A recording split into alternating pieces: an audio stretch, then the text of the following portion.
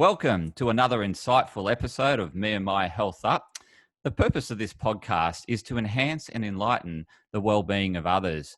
I'm your host, Anthony Harcher. I'm a clinical nutritionist and lifestyle medicine specialist. This episode is centered on enhancing relationships with relationship coach and chief relaxation officer, Ingrid Galloway. Ingrid is the founder of Kahyangan, which means heaven. It's a wellness clinic based in Sydney, Australia. She has been a relationship coach for 11 years and a spa therapist for 21 years, mainly in 5-star hotel day spas. So she uses looking after her clients that are very highly stressed from all over the world. Her work is always focused on stress, relaxation, and relationships. She has a kind soul, always seeking to reach out and support and the healing process of stressed people, broken, lonely-hearted singles, stressed out parents, as well as loving couples that have crossed her path. She does one-to-one coaching, group workshops, retreats for the broken and lonely-hearted signal people. I've got to get that right. And couples. So welcome, Ingrid. How are you today? Hey, good. Thank you very much for inviting me here. Looking forward to having a chat with you. It's a delight to have you on, and really looking forward to our conversation. So, for the sake of the listeners, tell us a little bit about how you have arrived at being a relationship coach. Yeah, certainly. So I moved to Australia by the age of 21 to escape from my mother and get married to my first husband. Not a very good reason to get married, by the way, but I was in love with him. But part of my reason was to escape because I disagree with, some of the upbringing, such as, guilt, shame, suppressed anger, etc. So I didn't feel back home, and the only way to actually move out of home is by getting married. So there you go. That's my honest truth. And then unfortunately my first marriage, which was 10 years long, it was an abusive relationship. So I left after 3 attempts, and during my healing process, I went to several self-development seminars. I went to see a couple of therapists, and I went back to college to study counseling and life coaching. And straight away, I knew that I would be a coach, not a counselor, and my niche would be in relationship because I am passionate and compassionate to help others in similar sort of predicament. So yeah, that's my journey. That's fantastic to hear, Ingrid. The fact that you've taken your learning experiences and now passing, your knowledge plus what you've further learned, onto others, and to really help them, empower them to hopefully make one choice in terms of a relationship. But if it's their second choice, you'll help them in that transition from the first relationship to the second relationship. So really well done. There, Ingrid. And there is definitely hope. I'm on to my second marriage now. Well, hopefully the last one. And we've been married for 12 years and have 2 kids. So happiness is possible. Fantastic. So just on, I guess, the topic of, for those that are looking for their first love, and, if you were to reflect back to when you're 16 years old, what have you learnt over the years, and what would you do differently as a 16-year-old, looking for that first love? Or maybe it could be a 20 or 30-year-old looking for their first real love. Right. That living through your kids is very damaging to your kid's soul or psyche. I mean, this is not necessarily looking for your first love, but when you're younger and eventually you get into a relationship and you eventually have kids, just let yourself know that living through your kids is very damaging to your kid's soul or psyche. And go for your goals and dreams yourself, and don't force your kids to do what you want because you haven't achieved it yet due to your own limitations. And I encourage them to soar and be the best versions of themselves. So if you're a 16-year-old, then, go for your life, soar and be the best version of yourselves. Find love, it may not be successful first time around, second time around. That's okay. It's just part of the learning. Date people, have fun, definitely have fun. Because, getting married or getting in a long-term relationship, it is a commitment. And sometimes you just need some sort of like experience before you jump onto the big one. Great tips there, Ingrid, and I really like that tip for when you're thinking about parenthood is not living through your children's lives or the life that you wanted to live and try to get the kid to reenact that life. Yeah, so really, as you said, to really just focus on obviously raising them, but raising them as free spirits, but continue to work on yourself and continue to pursue your dreams.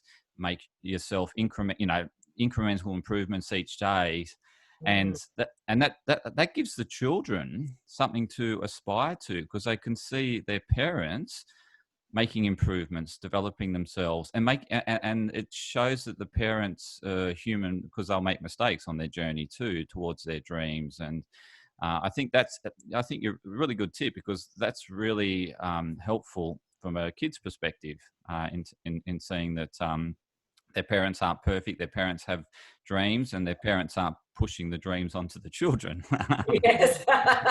There are a lot of helicopter parents nowadays. Yeah. I noticed that the kids look quite miserable. Great tip there, Ingrid. So from your experience, what do you believe the key drivers to a successful relationship are? I will say, there's so many, but I will pick 3 C's. So first C is commitment, communication, and compromise. So 3 C's. I still remember, like when I treated this couple for their 60th wedding anniversary in one of the 5-star hotel days pass back then, I asked them, congratulations, 60 years married. That's what an accomplishment. So what's your secret? And then he said, compromise, Ingrid. It's all about compromise. I really like it, Ingrid, because if I look at my first relationship, which failed, I wasn't good at the communication. I was great at the commitment. Yep. Terrific, full stars for that, or 10 out of 10. Now, if I look at the communication, that was not great. And I've learned to be a better communicator over the years, certainly through experience. And, if I look at the compromise side of things, probably wasn't the best in the first relationship in relation to compromise. And if I, look at myself today from what I've learned out of that first relationship, was still great with the commitment side of things. I'd give myself a 10 out of 10, certainly improving on the communication and way better than ever, I was before. And in terms of the compromise, much better. But I think the area of communication is something that I certainly personally need to continue to work on. And just in terms of that thing on communication, because, if I look at the recent statistics, I think, through the COVID period, relationship breakdown has accelerated. And I think year on year, it's quite close to double, I think, where it was this time last year. And there's obviously a lot to contribute to that. There's a whole lot of stress that's going on with, navigating through a pandemic and not having any experience of moving ourselves through it. And our leaders have never had any experience of navigating through it. I know, it's a learning experience for everyone. Yeah. So just on that, there's a couple of parts of this question. Obviously, there's that element of stress related to COVID that is introduced into the relationship. There's an element of financial pressures that have been introduced due to COVID. But the key one, the overarching one, is that communication. Because ultimately, if you communicate where you're at, how you're feeling, through communication, you can work as a team and, navigate through problems and hardships. I mean, not always, but yeah, so really keen for you to touch on, I guess, this period of the pandemic, and, relationships experiencing hardship, and just what tips can you give couples that are experiencing some hardship during these times, around that communication, that compromise element? Yeah, definitely. Well, I have a 14-day video series that you can download from my website. I created the 14-day videos during COVID lockdown, knowing in my heart that a lot of couples will be challenged during this time, right? And now that we're no longer in isolation, I bet you the tips are still useful as a daily guide. So right now I will share you 3 tips you can start with, and then you can download for my website for the rest. Number 1, we've been talking about communication, right? Number 1 is humor. All right. When you communicate something with such struggle and anger all the time, of course you're going to be more stressful. But if you speak from the point of, being lighthearted, being humorous, it just changes the energy straight away. All right. So I recommend you to take a break from your work or your source of stress and lighten up your spirit by watching a comedy show, for example. Their language is the same. Yes, maybe they're joking about COVID as well, but in a light-hearted way, and they joke about everything, and you can go out, or you can bring popcorn to your sofa. You don't have to go out. Just bring popcorn to your sofa and watch it in front of your TV or iPad, but do it together, so you lighten up your spirit together. Number 2, we've been talking about communication. This is very important. Reframing your words and seeing opportunities. For example, you can say, because of COVID, I lost my job. Stressful, right? But if you reframe it like this, because of COVID, I have time to chase my dreams. Because all you have is time, right? Isn't it better? I'll give you another example that is close to my heart, right? Because of COVID, I lost 4 aunties. True story. I lost 4 aunties in 3 weeks between March and April because of COVID. But if I reframe it like this, because of COVID, we have the financial opportunity to buy our first home together. It started with something negative, but then you balance it out with something positive. So the result, you are emotionally balanced. So not very, very charged negatively, not very, very charged positively, but it's more balanced. And that's what we like. And then number 3, just quickly mention to you that communication is one of the top 3 factors of a relationship breakup. What are the other 2 factors? Money, and the other factor is infidelity. So my tip number 3 is sexual pleasure. Squeeze in a quickie. I mean, after a hard day at work, whether you're working from home or you're working outside, wouldn't it be nice to reward yourself with something pleasurable so your partner don't look elsewhere? Just do it here. Go for it, So there you go. Those are my 3 tips. Fantastic, Ingrid. Yeah, really think they're practical tips. So, I really like the practical element of what you do.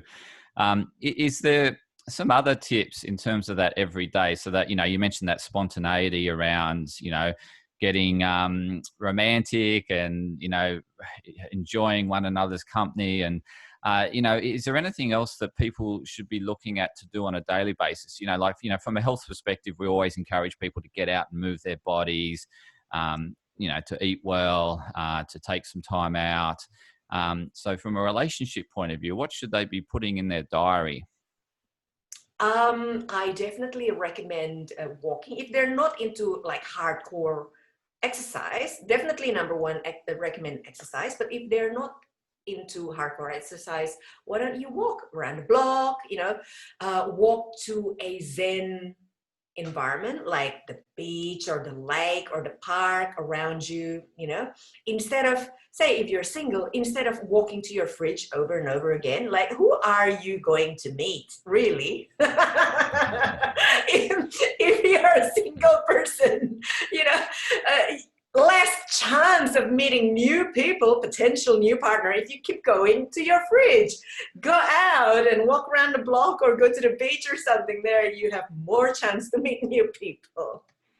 And I guess from a couple perspective, that's a great opportunity to spend some time together. And when you're Yes. exercising, how you mentioned that element of humor into the relationship and, finding an environment that's going to induce that humor, then getting out in nature relaxes you, takes the stress, Yeah. winds the stress down, enables you to have more effective communication. And at the same time, moving your body. And so, you're doing that. So healthy relationships, healthy body. It's, it's a fantastic combination. Definitely. In terms of the other side of relationships, so, we've just spoken about how to keep a relationship together, and we sort of touched a bit on how to find someone or meet someone, but we'll go into that probably a bit more detail later on. But this next question is in relation to a relationship, during COVID, it's heading downward. And is there some tips to reigniting that spark when it's really sort of hitting rock bottom? What would you recommend couples to do in that situation? Definitely ask for professional help. Yes, don't suffer alone. Definitely don't suffer alone. And don't be ashamed to ask for help. I mean, this is the thing with relationship coaching work is, if you have a business and your business is failing or kind of failing, it's easy for you to engage with a business coach. You know to ask for help. So then your business goes higher and healthier. But if it's relationship, I don't know why, it's just so personal. And there's a shame or guilt factor of asking for professional help when it's about your relationship. I don't know why people need to, change this mindset. So yeah, my tip will be ask for professional help, get one-on-one coaching or counseling, or go for a retreat to heal. Sometimes you just have to remove yourself from the environment that is not very healthy. Sometimes moving away from the stressful environment actually can help. And, in some circumstances, relationships staying together for the sake of just keeping face amongst society or for the children or whatever. But the relationship can be really toxic, and, they've been down the path of getting some, help, and it's just not resolving or, not helping the situation. Is there a guide or some tips around, a healthy breakup? How can couples go about doing this in the right and amicable way where both parties are mutually better off? Yeah. Definitely. The healthy guide to healthy breakup is, I understand that whether you are the dumper or the dumpee of an unsuccessful relationship, it's painful. Yeah, there is always an element of hardship and emotional turmoil involved, right? When you are in a marriage and you have children, especially with your partner, if you're just the two of you and there are no kids involved, it's easier. But when there are kids involved, there are bigger things at play. A broken heart is one thing, but the logistics of separation is a whole different heartbreak in itself, especially if kids are involved. So something that can help you in a more practical sense is researching and discovering your options. My suggestion will be, if you can somehow play down the emotional roller coaster and think more logically, yeah, instead of being so angry, frustrated, just venting out, not thinking clearly, if you can be a bit more logical and have the mindset of, what's the best outcome for mom, dad, and the kids, you are onto an easier uncoupling journey. I call it uncoupling. I just like that term. So I recommend hiring a divorce coach. Yes, there is such thing. There is a business coach, but there is also a divorce coach, a mediator, a family lawyer, and avoid going to court as much as possible. If you need connection to those people, no worries, I can refer you to some good ones. Because the court journey is long, arduous, very stressful, physically, emotionally, mentally, and financially. If you're not a multi-millionaire, think again about going to court. This can drag on for years, So the dynamic of parents that don't get along with each other after their breakup will damage the children's future. So if you have kids and you're breaking up, please consider this.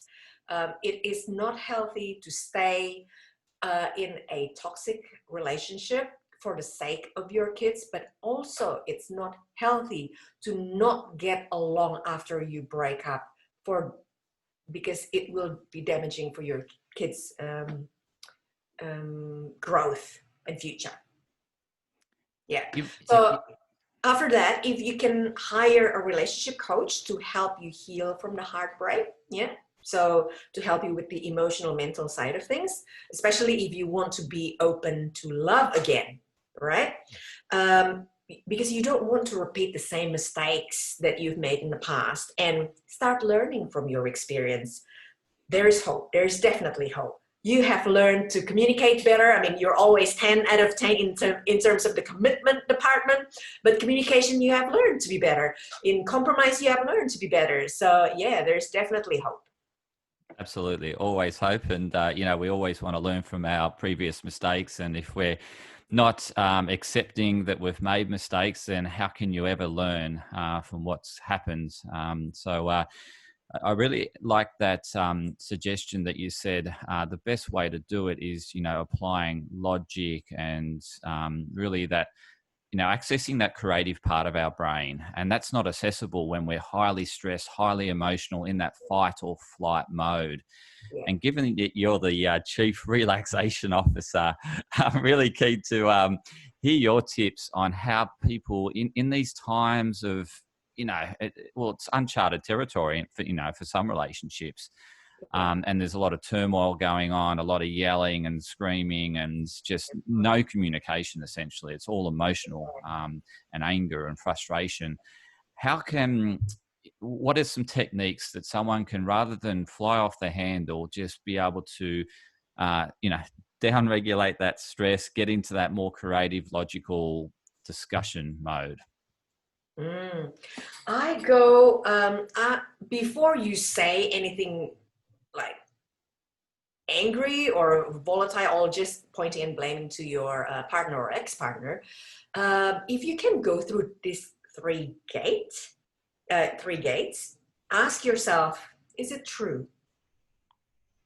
Is it beneficial? Is it kind? I know that you just want to kill your partner or your ex right now, but if you can pause for the moment and ask yourself, is it true that you are accusing or angry about? Is it beneficial for the outcome of the thing? And is it kind? Because you want to practice, especially if your kids can see it, you want to practice kindness, even though this human being has, I don't know, cheat on you or just, you just want to kill this person. Yeah.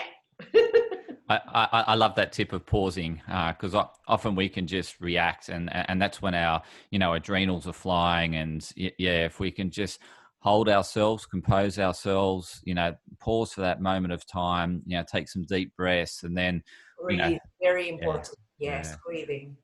Yeah. So, that's really helpful, Ingrid. We touched on before, you mentioned, for if you're single and you want to get out and find your love, there's no point of just walking up off the couch to the TV, TV or to the fridge. You may as well get outside, do a walk outside. What are some other great tips for those that are single listening to find their true love? Number one is work on yourself first, because finding love is 90% about you and 10% about the other person. Yes. If you haven't worked on yourself, then you will attract the wrong kind of person, or you will attract another lesson that you need to learn from. Whoever you attract is a lesson for you. They may be mirroring you. Say if you're an angry self, you haven't worked on your anger, then you will attract that angry partner. So then you can learn from yourself, actually, because they are mirroring you.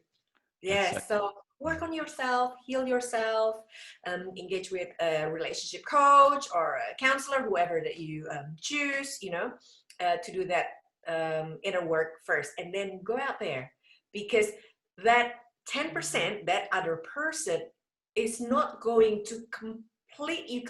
You're already lovable. You're already complete yourself. They're just going to add,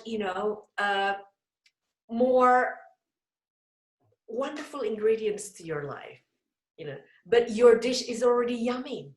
Your dish is already yummy. It's just another sprinkle of, I don't know, rice sprinkle or or some flakes of lavender to make it prettier or something like that. You know what I mean? Absolutely. You love food. I love food. I talk food language. That's great. I resonate with what you're saying, because I went on that personal development journey post relationship breakdown.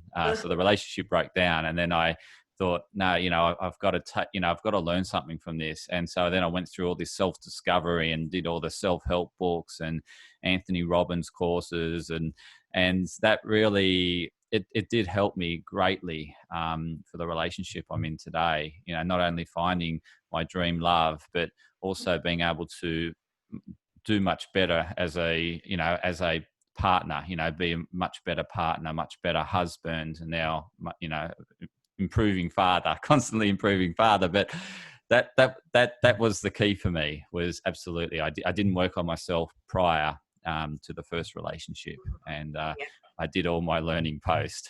So I think that's a really good tip. But you're learning, that's it. First time around, we're inexperienced, so like 60% marriage fail down first time around. I understand. That's okay. Just in terms of couples that resonated with your message today, and your way of thinking about how to reignite that spark, or how to basically stay together and have a more fruitful, more romantic, more blissful relationship. How can couples or singles out there get in touch with you in terms of some further help and support? You mentioned a course that you've got uploaded on your website. How else can people best contact you? Definitely. You can go to my website, www.kahyangan.com.au. That's KAHYANGAN. I got to spell it because my business name, it is quite unique. You can request a free chat with me, so we can find out whether we're good to work together or not, because I don't suit everyone. I know I'm quite direct, but I'm fun. Well, if you want a coach that is quite fun and not always in the drudgery of things, hey, I'm here. And also you can like my Facebook coach. So facebook.com/Kahyangan Relationship Coaching. So you can follow me there as well. Fantastic. And I'll put the links down in the show notes when I upload this, so people can have those direct links to your Facebook and website. Ingrid, just do you have any words of wisdom that we haven't covered off that you'd like to share with the listeners and viewers today? No. I will say last words. Don't suffer alone. Really, forget about the guilt and the shame. Just ask for help. Don't be afraid to ask for help, and be the best, happiest version of yourself. Fantastic, Ingrid. Thanks so much for sharing your wisdom and experience with the listeners, viewers today. For listeners, viewers, if you like this episode, please like and share us with your friends that also may benefit. The more we can get this message out to support others, please, share it amongst your friends that could benefit, and stay tuned for more insightful episodes of Me and My Health Up. Bye for now. Thank you.